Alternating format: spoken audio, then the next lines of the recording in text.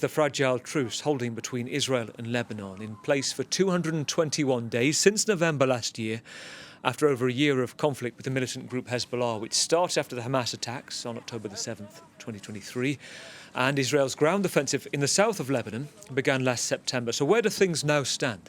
With Hezbollah significantly weakened there, there's a new Lebanese president and government in place for the past 5 months. The to-do list in a country which is already on its knees economically, and before that, is vast. The priorities rebuilding a country damaged by conflict and, in the words of the government, ensuring that it has the exclusive right to bear arms, as in Hezbollah must down its arms. Well, Tarek Mitri is a Deputy Prime Minister of Lebanon, and we can join Tarek on the programme. Tarek, welcome to France 24. Good to speak to you this evening. Good afternoon. Let me first ask you, when you came into office, rewind a few months, and you looked at your desk, you looked at the scale of the job ahead for you, what were you thinking? Well, we had a devastated country, a fragmented state apparatus. We had a severe economic crisis and a daunting task of rebuilding Lebanon in every sense of the word was before us. However, we had support both among the Lebanese and friends of Lebanon in the region and beyond. And we continue to struggle in order to be up to the task of reforming the country, rebuilding the institutions, and dealing with the major problems of restoring the authority of the state to every Lebanese territory, and make sure that the cessation of hostilities agreement that was brokered in November 27th of last year is respected, and that Israeli airstrikes would stop, and that Israel will withdraw from the 5 hills in southern Lebanon that it occupies. I want to get onto that in a moment, including those 5 hills and why Israel is still there, and your take on that. I also want to ask you first, though, about the government setting out its priorities, and one of them is having the exclusive right for the Lebanese army to bear arms. Now, you still have the Hezbollah leader, Sheikh Naim Kassel, saying that we're able to defeat Israel, that nobody should be asking us to give arms away in the middle of the battle. What do you make of that? Give me the size of the job you have in trying to persuade Hezbollah right now. So far, we've been able to extend the authority of the state to southern Lebanon, the area that was the battlefield, so to speak, during the Israeli war on Lebanon. And Hezbollah has no presence, no arms, no munitions in the area south of the Litani. So the mission of the Lebanese armed forces in southern Lebanon is to a large extent completed. Now we're incrementally, gradually extending the authority of the state over the whole territory of Lebanon. This cannot happen in a moment. There will be some resistance. We hope the resistance is political. So this is the meaning we try to give to those fiery statements that we hear every now and then from Hezbollah leaders. We hope that the resistance to the state in its attempt to extend its authority will not be in any sense military and will not endanger any further peace in Lebanon. Has it helped, Tarek, what the leader of the Druze in Lebanon recently, Walid Jumblat, saying he's voluntarily handed over the weapons for the Progressive Socialist Party in the Shuf Mountains, and basically sees it as a way to encourage Hezbollah to do likewise? Is that a significant path? Do you see that as a moment that could lead to something? Yeah, of course, it's politically meaningful.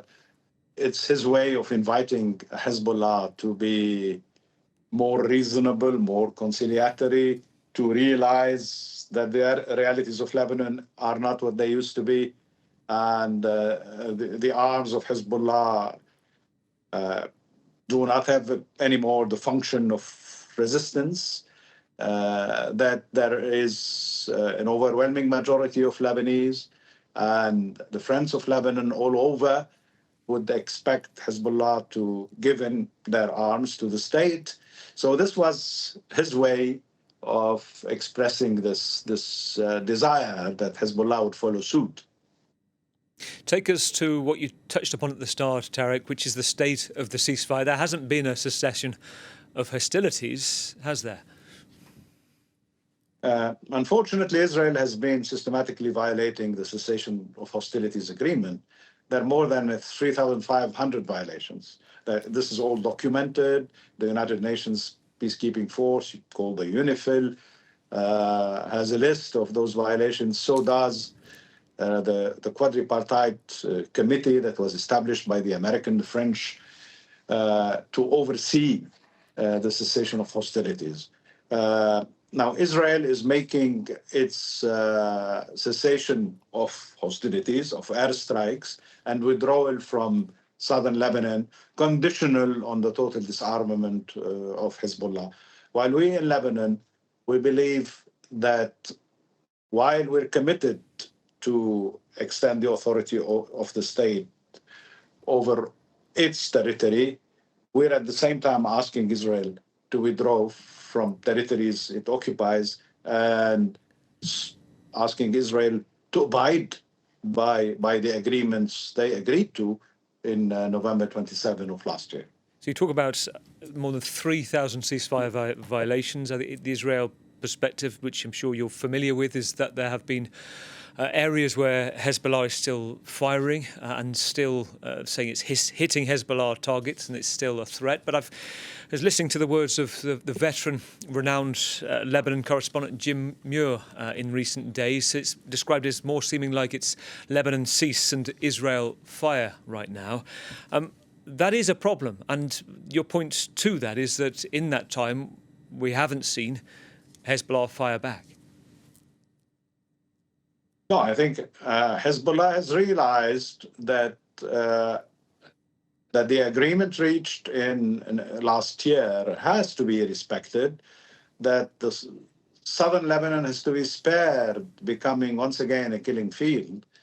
And it is for that reason that Hezbollah is cooperating with the army, giving in its arms and withdrawing its combatants from southern Lebanon.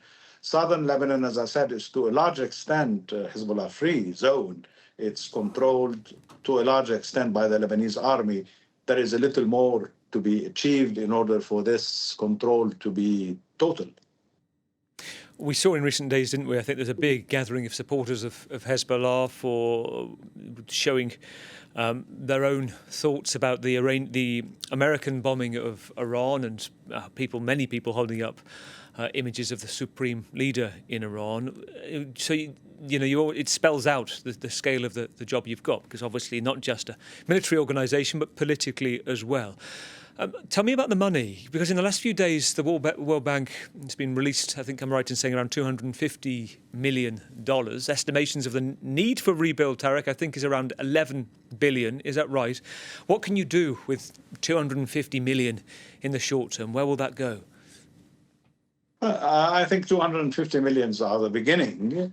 We hope that once we reach an agreement with the International Monetary Fund, more aid from countries and international bodies such as the World Bank will come. This money goes to recovery rather than reconstruction. It's too small to help with the tremendous job of reconstructing parts of the country that have been totally or partially destroyed. So we're starting with the infrastructure, with waterworks, with electricity, with rehabilitation of public buildings, schools, and the rest. So this World Bank loan is the beginning, to be followed by other loans that are designated to other recovery projects pertaining to water, electricity, or agriculture. And I guess the big question is, this has been a big question for a long time, and I don't know if you have an immediate short-term answer for this, Tarek, because it is such a huge issue to get financial reform, to convince the backers of Lebanon, to convince the IMF and others that money given won't just disappear to corruption, to the pockets of warlords turned political barons. How do you make that step? And, what's changed in 5 months to make moves towards that? I think there is far more international trust in the present government and the president of the republic than what we had in the last few years. However, this is not a blank check. We are, as a government, we're trying to engage in a number of economic and financial reforms, in anti-corruption measures. And there are many laws that we've drafted, sent to Parliament, that would materialize this effort to have a more credible state institution capable of getting foreign aid and administering this aid in all transparency and in an accountable manner. We know that the task again is daunting because we have a country that has been under duress in every respect. Our state institutions are broken, and reforms that we have initiated a few months ago are on their way. We had one law passed, that of the lifting of bank secrecy, and therefore it's an essential law because it would enable us, the various anti-corruption authorities, to look into what has happened in our banking system.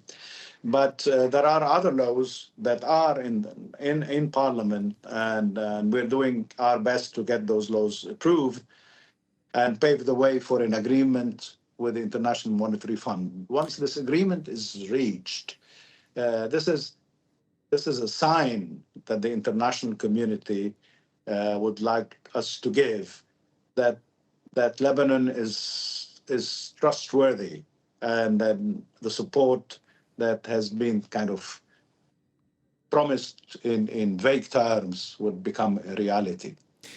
Can I ask, Tarek, your thoughts on President Trump and how he's changing the Middle East, and whether you think he is a good thing for the Middle East? If you look at the Iran bombing we were talking about, the unprecedented strikes by the US, if you look at Pakistan in the past few weeks, saying that they would recommend President Trump for a Nobel Peace Prize for the work that they said he's done between India and Pakistan to resolve the Kashmir crisis, would you back those calls? Do you think he is good for the Middle East?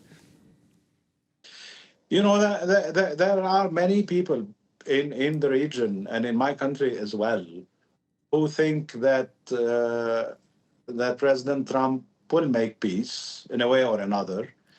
I think many of us, your obedient servant included, would like to wait and see. We'd like to see that peace in the region is achieved. There are no million ways of reaching peace in the Middle East. Stop the war in Gaza, have Israel respect the cessation of hostility agreement, and engage in a pathway towards the solution of the Palestinian question, two-state solution. Short of doing those three, one has every reason to be skeptical about peace in the Middle East. Peace in the Middle East is not a miracle that will happen in a fortnight. It's a process that needs all these prerequisites. A final thought, when we go back a few months to President Trump talking about other willing nations to be moving Palestinians from Gaza to which he was criticised for ethnic cleansing, was the allegation. Were those conversations had with you and your government, whether Lebanon would step in and take Gazans, Palestinians from Gaza? No, there have not been any conversations about this. The two countries with whom there were some conversations, and of course they were not fruitful, as you all know, were Egypt and Jordan. Tarek, really good to speak to you.